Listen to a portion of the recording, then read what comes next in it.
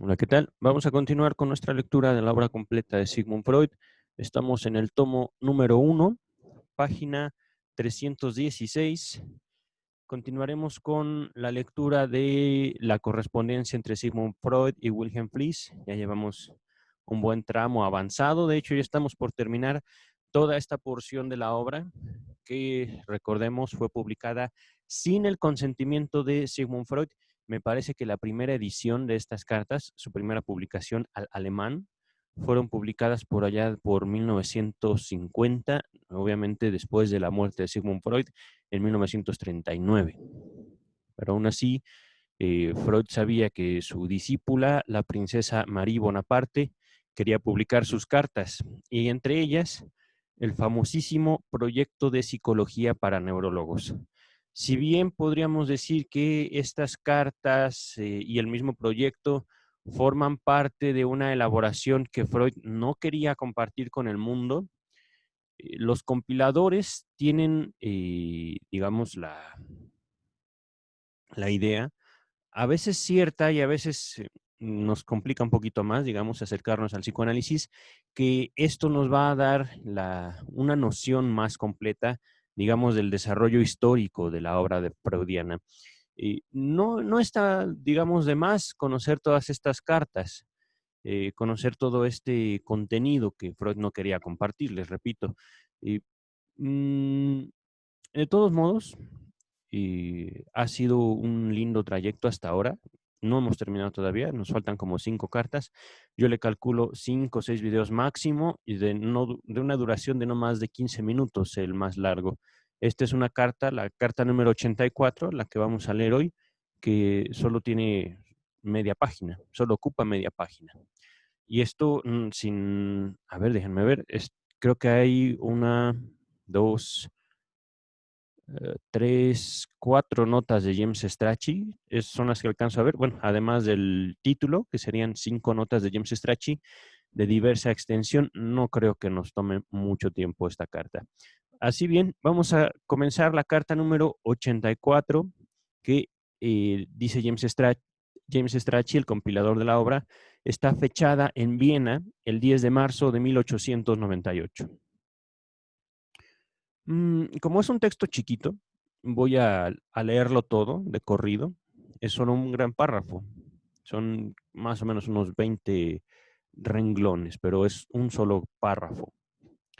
Lo leeré entonces todo y después de la lectura me haré cargo de las notas de James Strachey. O pueden ser también notas de Sigmund Freud, no lo sé. Esta carta, como la gran mayoría de esta correspondencia, empieza con puntos suspensivos. Quiere decir que forma parte de un texto más amplio, pero James Strachey dijo solo esto. Ajá. Y empieza, ya las siguientes serán palabras de Sigmund Freud. No fue un logro tuyo desdeñable haber visto ahí determinado, otra vez, no fue un logro tuyo desdeñable haber visto ahí terminado el libro de los sueños.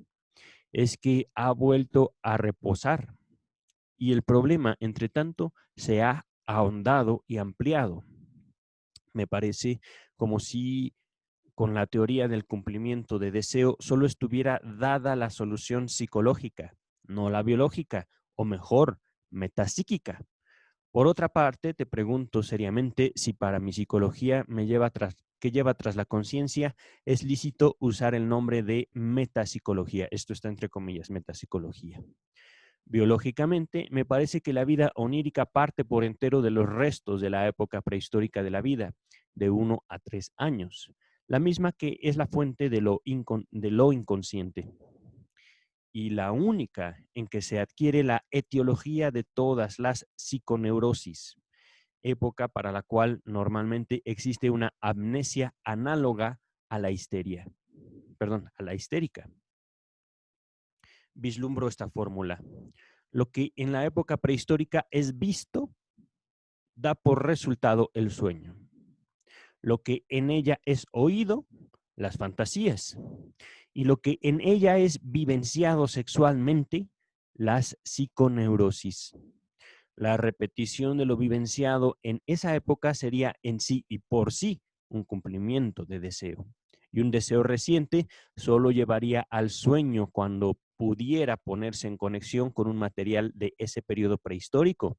Cuando el deseo reciente fuera un retoño de uno prehistórico o pudiera ser adoptado por este último. Es todavía incierto hasta donde habré de comprobar esta teoría que llega hasta lo último y hasta dónde podré revelarla ya en el libro de los sueños. Antes de compartir con ustedes las notas y, digamos, las porciones de... Ahí acaba la carta, perdón. Eh, Hay entonces varias notas, pero yo les quisiera decir antes de compartir esas notas con ustedes, ya aquí se puede, digamos, entrever un Sigmund Freud psicoanalista. Digamos, a lo largo de todas estas cartas, Sigmund Freud ha ido contándole a su amigo todo lo que ha podido investigar, vivir y después sufrir. Primero con sus pacientes, que llega un momento que les dice, yo no puedo, yo la verdad les estoy dando un mal tratamiento. Y entonces Freud empieza un autoanálisis, Freud empieza una, un, digámoslo así, un tratamiento de su propia neurosis por sí mismo. Ajá. Y es ahí donde nace el psicoanálisis. Y no nos lo ha dicho James Strachey, pero aquí ya lo podemos ver. Freud habla de un libro de los sueños. Esto, por supuesto, es la interpretación de los sueños, que después la abordaremos. De hecho, ya la empecé en este espacio, pero, digamos, me vi precisado a interrumpir la lectura de la interpretación de los sueños. Y es, sin duda, un libro que vale mucho la pena, simplemente por cultura general. Tal vez no estén interesados ni en el psicoanálisis, ni en la psicología, ni en la psiquiatría, ni en las humanidades. De todos modos, es un libro que hizo historia. Y, pues bien, aquí ya no solo nos habla entonces de la interpretación de los sueños, sino también de una metapsicología. Y esto ya fue, digamos, como un avance posterior dentro de, digamos, el ordenamiento que nos presenta James Strachey. Sigmund Freud está escribiendo o se ve en la necesidad de hablar de la metapsicología a partir de los grandes cismas o las grandes divisiones que hubo en el psicoanálisis en vida de Freud. Me refiero específicamente a Alfred Adler y a Carl Gustav Jung. Estas dos personas, estos dos discípulos de Freud, se separan de su maestro en cuestiones teóricas y también en cuestiones prácticas y deciden emprender caminos diversos y también con diversas repercusiones, digamos, dentro de tanto la teoría como la práctica psicoanalítica. Incluso, si mal no recuerdo, Sigmund Freud tuvo la necesidad de demandar a Jung porque Jung decía, yo inventé el psicoanálisis y Freud dice, no es cierto. Y entre muchas, muchas evidencias que Freud presenta ante la corte, fue justamente toda su elaboración anterior. Estas cartas no, sino muchos textos que ya iremos leyendo. Por ejemplo, ¿cómo se llama? Ay, se me olvidó. Bueno, los textos sobre la histeria, su trabajo con Breuer. Y ya todo eso lo iremos viendo. Y también, por supuesto, llegaremos a los textos de metapsicología. Si quieren checarlos, estos están en el volumen 14, me parece, de la Standard Edition. Trabajos que se llaman Pulsión y Destino de Pulsión, La Represión, Lo Inconsciente. Me parece que también entra Introducción al Narcisismo dentro de estos textos conocidos como la metapsicología. Por supuesto, ahí es donde Freud los plasma de manera, digamos, muy directa, pero todos los conceptos mencionados en estos textos que les comento, con los llamados textos metapsicológicos, todos los conceptos, todos los términos están ya, digamos, desde la interpretación de los sueños. Pero bueno, habiendo dicho esto, que ya formó, yo creo que una considerable porción, tal vez más larga que el mismo texto que leímos de Freud, les comentaré. Hay 5 notas, 4 me parece, además de la que ya les leí, la nota número 221, que dice que este texto fue escrito el 10 de marzo de 1898. 2 años antes de la publicación de la interpretación de los sueños, ¿no? Eso es algo que yo les puedo decir. La nota número 222 de James Strachey va asociada a esta frase que Freud usa en el texto, el libro de los sueños. Dice James Strachey, una fantasía de Fliss. Ya. Voy a retomar esta porción que dice, no fue un logro tuyo desdeñable haber visto ahí terminado el libro de los sueños. Así es como empieza este texto.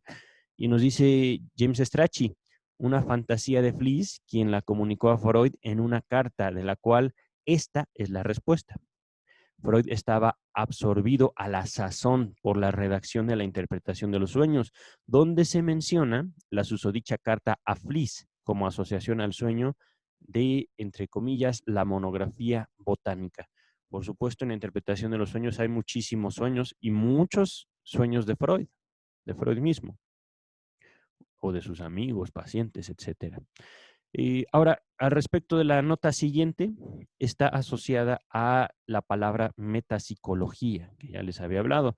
Dice la nota 223, James Strachey nuevamente dice, Freud había usado esa designación en la carta 41, no incluida aquí, del 13 de febrero de 1896. Apareció por primera vez en letra impresa en Psicopatología de la Vida Cotidiana, volumen 6, página 251, y luego no lo hizo hasta Lo Inconsciente, que es uno de los textos metapsicológicos, volumen 14 de la Standard Edition, página 178.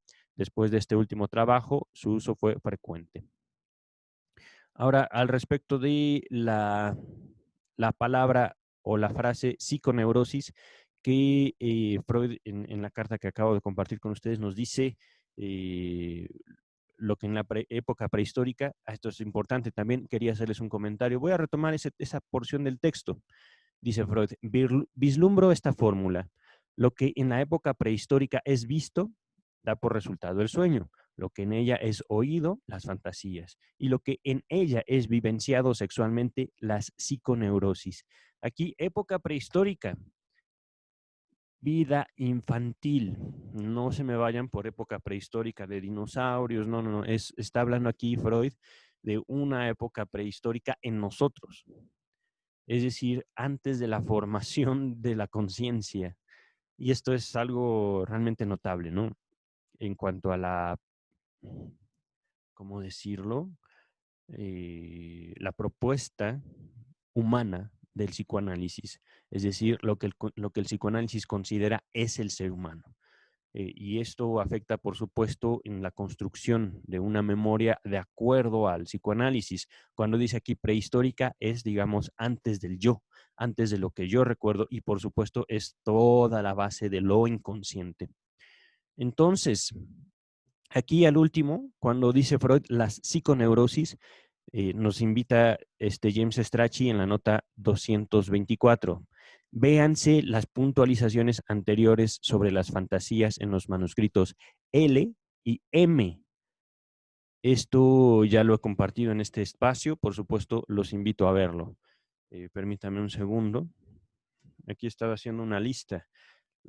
Los manuscritos L y M son conocidos también como anotaciones 1 y 2, y los van a encontrar en este espacio no solo por el título manuscrito L y M, sino también por un ordenamiento que yo he ido haciendo de estos videos. Es el 1.10.24 y 1.10.25.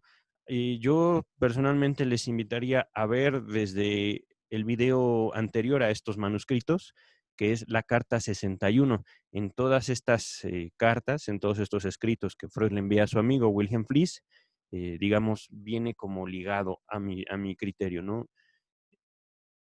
Les va a dar una idea más completa de lo que, en este caso, James Strachey quiere comunicarnos.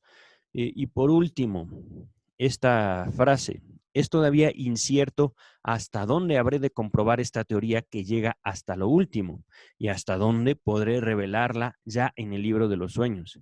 Ahí, al final, esto ya es lo último del texto, nos dice James Strachey en la nota número 225.